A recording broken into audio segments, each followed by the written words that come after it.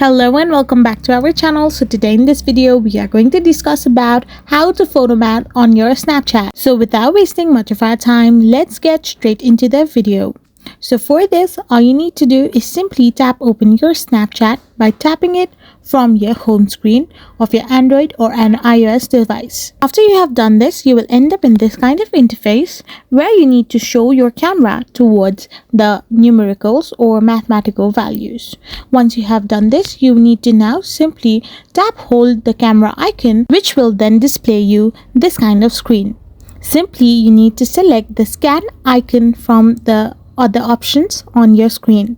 Once you tap on the scan icon, you need to now simply scroll and go into the mathematical values section.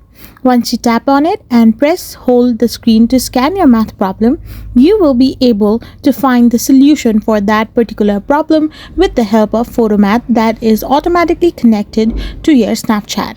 So this is how you can simply use Photomath on Snapchat. I hope you found this video helpful. So don't forget to hit that subscribe button and do give us a thumbs up. Thank you for watching.